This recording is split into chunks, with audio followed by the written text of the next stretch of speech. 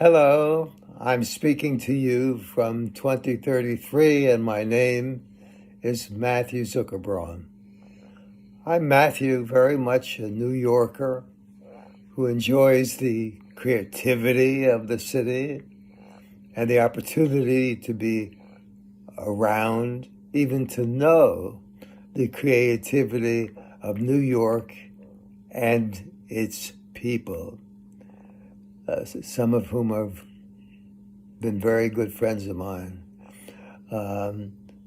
Sometimes the occasion is when I'm talking to people who disagree with me. So what do I do? What should I do? I guess I try to listen. I look for what seems important to them, and to think about some of their points could perhaps be slightly restated to offer something at least somewhat acceptable to me, and at least might become more acceptable to them. How did we get here 10 years later? We use the understanding acquired by those 10 years of what is important and acceptable to people to live with and relate to them. Hopefully I learned a good deal about that. What would my future self tell my current self? Well, some of the obstacles that seem clear or important to me now, I think may be less important or different. I hope I will accept some of those changes and adjust. I hope to still have close friends to help provide understanding of other people's points of view and the meaning for the world, for others in the world that I live in. Thank you for listening. I am speaking to you from 2033. I am a Myra, quite elderly now. I have a much slower but full and active life. With Matthew, my husband, my family, which now even includes several great grandchildren. And we are lifelong, forever New Yorkers. I'm still involved in several organizations, including SOJAC, where I can do some social justice work that I am perennially hoping will bring us to a better future. My hat is symbolic of that effort, purchased from a formerly incarcerated entrepreneur 10 years ago. I don't need too many new things at this age. I have worked on and experienced 3 presidential elections since 2023. We are still writing postcards. People are supposedly surprised to receive snail mail, Our democracy seems to be holding on despite difficult patches, but climate work is so slow that there are more negative effects than we had hoped for. Whenever improved slightly, new issues seem to arise. It has always been hard to communicate with those with profound differences. Sometimes it's easier to keep quiet or to revert to an argumentative, hostile tone. It is hard, but I have managed some good and strong conversations, and I have to remember to step into a new role for me and the other person. That is why I'm wearing what I can only call this getup. I'm not Martha Washington, not the Empress of China, but a variation on Myra. I listen and then find some complimentary words. For example, you have such interesting or fresh or well-organized ideas. Then I try to recognize that we are all proud and want to be recognized for sound ideas. Digging deeper, I try to see if some statements could be taken in a somewhat different way that could offer some way of building a conversation. Sometimes it works. Over these 10 years, I have tried to build on experiences that value the sharing of ideas. This is a lifelong process, encouraged by the empathetic work of Felix and others. Again, it is never easy. I have been challenged by something I read many years ago.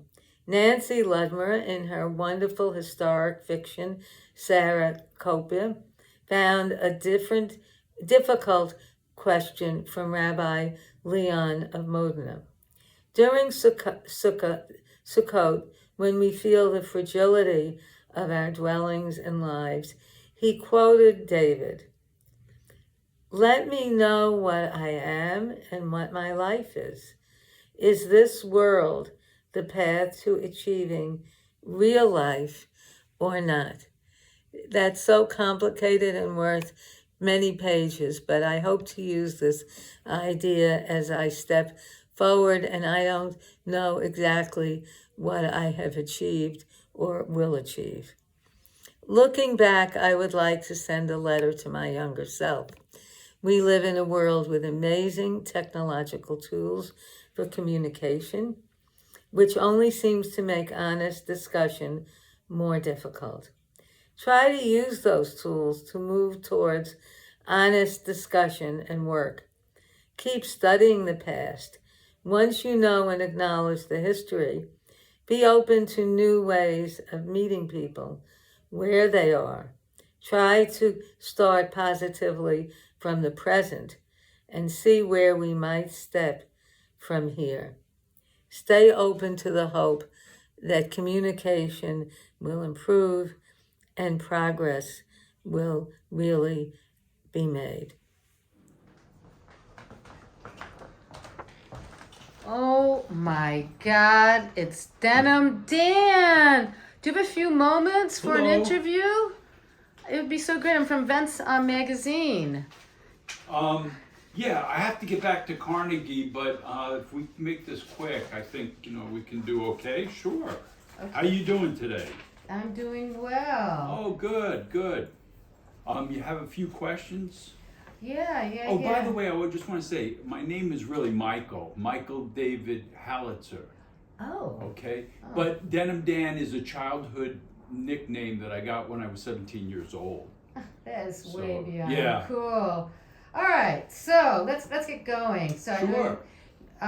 So tell your audience, how do you live these days?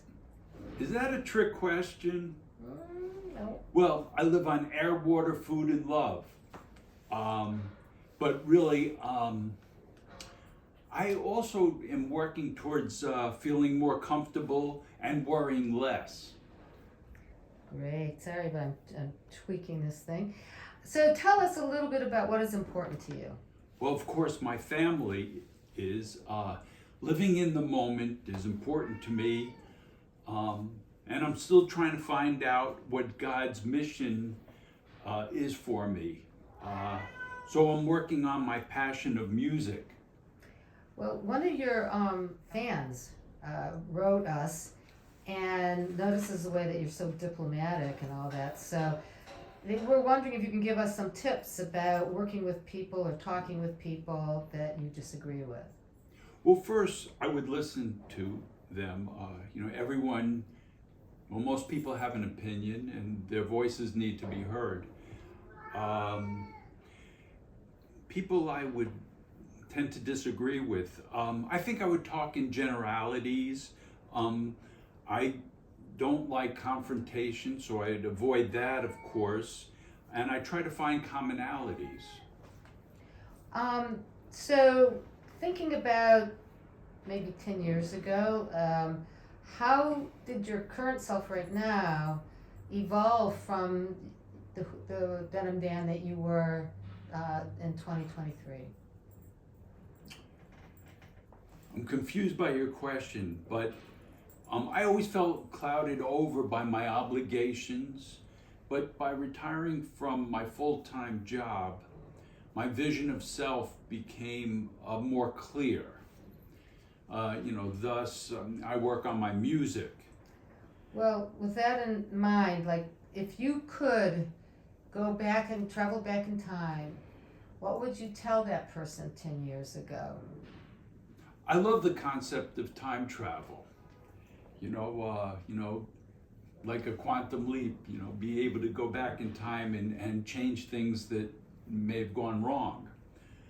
I would tell my younger self that you're on the right road, and you're still working towards God's vision of what He expects from you, and perhaps you can try to change the world with your little songs, which is what I try to do now.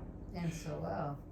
Well, thanks so much. It's very nice speaking with you. Wow. I have to get back to Carnegie Deli for my performance. Okay, bye. Bye.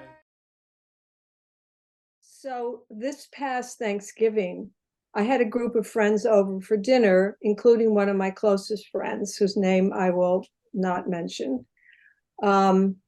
During dinner, we were all having a great conversation in French. They were mostly French, my friends, about Sartre versus Camus. And before I could even get my thoughts out, my close friend, jumped down my throat and cut me off. She does this on a regular basis, but mostly during a one-to-one conversation. I cannot explain the source of this behavior, but I'm always walking on eggs around her. And it's very upsetting for me because I really and truly love her.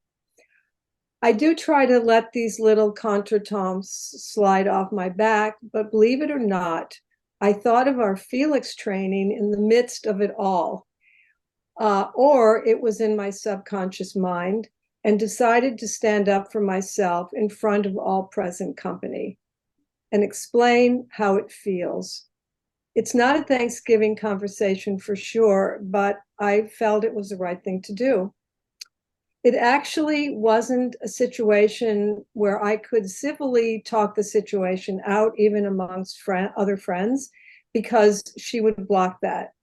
But instead, being able to see myself in a strong and articulate light and not as an enabler was so pleasing to me.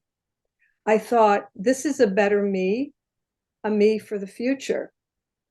These situations are risky, to be sure, but I have learned that taking risks are scary, but so incredibly healthy.